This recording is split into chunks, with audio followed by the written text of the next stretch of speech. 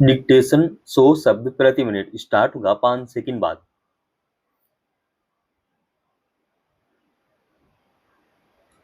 Start.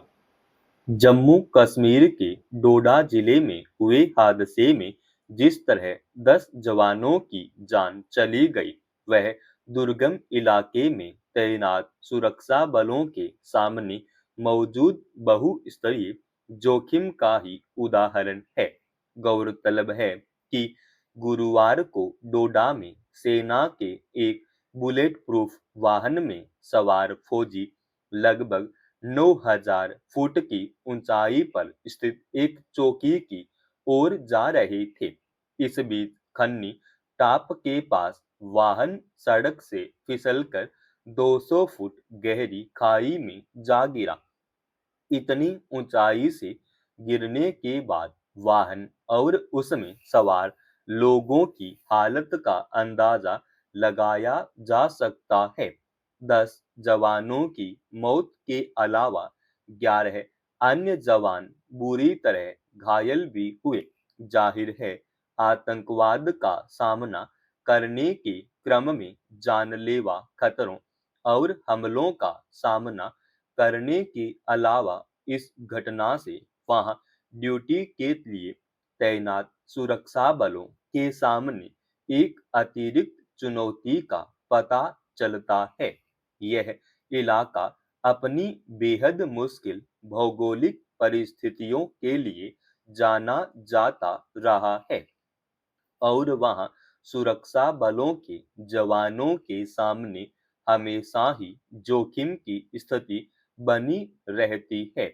ऊंचे पहाड़ों और घने जंगलों के बीच आतंकवादियों का सामना करना पहले ही एक बड़ी चुनौती रही है।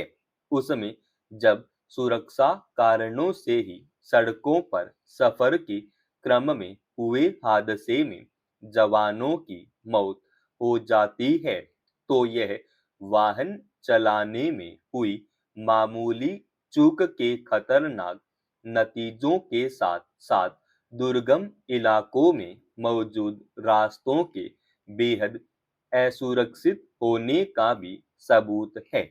सवाल है कि देश की सुरक्षा के लिहाज से अति संवेदनशील इलाकों में सड़कों को इस हालत में कैसे छोड़ा गया है कि किसी वाहन के खाई में गिरने के बाद उसमें सवार लोगों के जिंदा बचने की गुंजाइश बेहद कम होती है।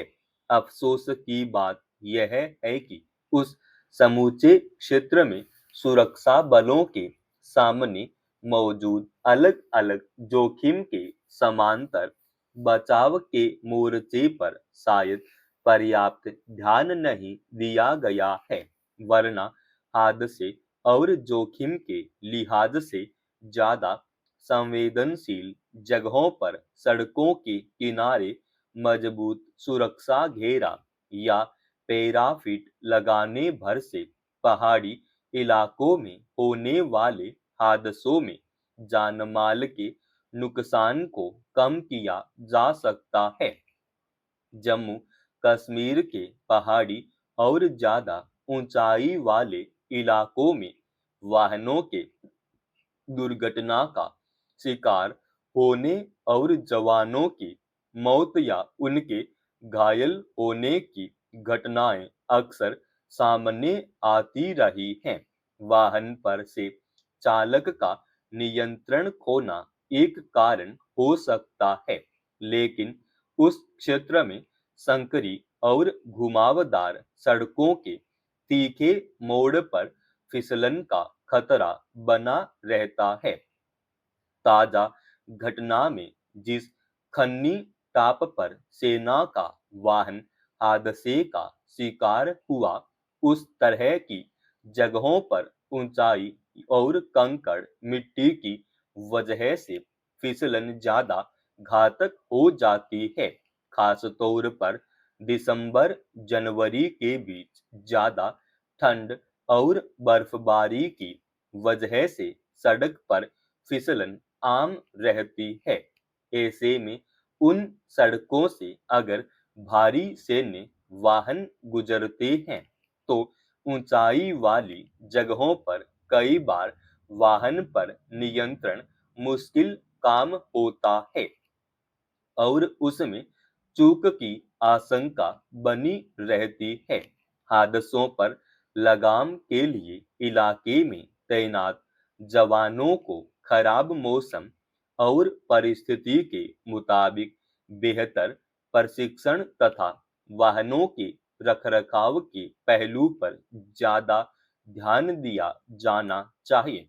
सबसे ज्यादा जरूरी यह है कि सड़कों के बुनियादी ढांचे पर ठोस काम हो और उसे पूरी तरह सुरक्षित बनाने के इंतजाम किए जाएं ताकि देश की सुरक्षा और आतंकवाद का सामना करने के लिए तैनात सुरक्षा बलों के जवानों के सामने हादसों में जान गंवाने की नौबत न आए।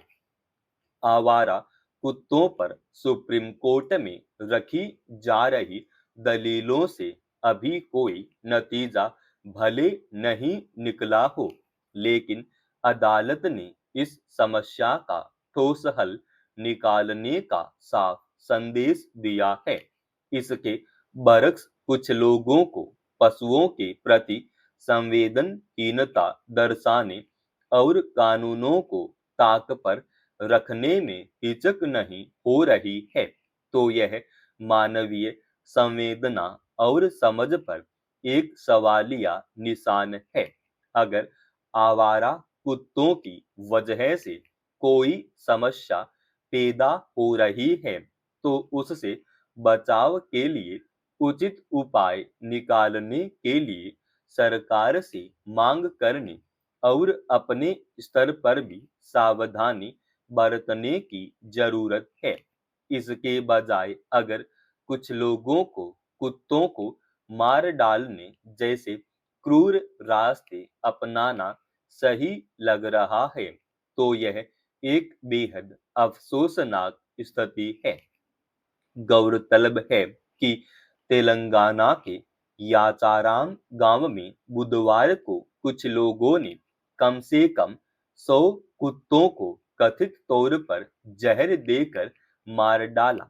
पुलिस के मुताबिक ताजा घटना इस महीने तेलंगाना के कई जिलों में अब तक लगभग 500 आवारा कुत्तों को मार डालने के बाद सामने आई है। यह समझना है कि आवारा कुत्तों के टीकाकरण, बंध्याकरण और उन्हें अनुकूल पर्यावास मुहैया कराने के लिए सरकार से जरूरी कदम उठाने की मांग करने के बजाय लोगों को मानवीय संवेदना के न्यूनतम तकाजों को भी ताक पर रखना क्यों जरूरी लग रहा है। ऐसे लोगों को संभवतः पशु क्रूरता निवारण से जुड़े कानून की भी कोई फिक्र नहीं है, जो जानवरों को अनावश्यक दर्द पहुंचाने और पीड़ा देने से रोकता है और इसका उल्लंघन करने वालों के लिए दंड का प्रावधान करता है। विडंबना यह है कि आवारा कुत्तों के काटने या इससे जुड़ी अन्य समस्याओं पर सुप्रीम कोर्ट के निर्देशों के बावजूद सरकारें रिहायशी इलाकों से उन्हें हटाने या इस समस्या का हल निकालने को लेकर ज्यादा संवेदनशील नहीं दिखती। आवारा कुत्तों की संख्या बढ़ने और उनके आक्रामक होते जाने पर पहले ही उपाय कर लिए जाते, तो यह समस्या आज इतनी गंभीर नहीं होती जितनी दिख रही है। कुत्तों के काटने से उपजे जोखिम से इनकार नहीं किया जा सकता है, लेकिन इसका अर्थ यह नहीं हो सकता कि मनुष्य अपनी बुनियादी संवेदनाओं को भी छोड़ दे। समाप्त। दोस्तों, रोजाना ऐसे ही एडवांस डिक्टेशन के लिए चैनल को आप अभी सब्सक्राइब कीजिएगा और आज के इस डिक्टेशन का पीडीएफ फाइल हमने हमारे Telegram channel study with HP Swami पे डाल दिया है, जिसका लिंक इसी वीडियो के डिस्क्रिप्शन में डाल रखा है।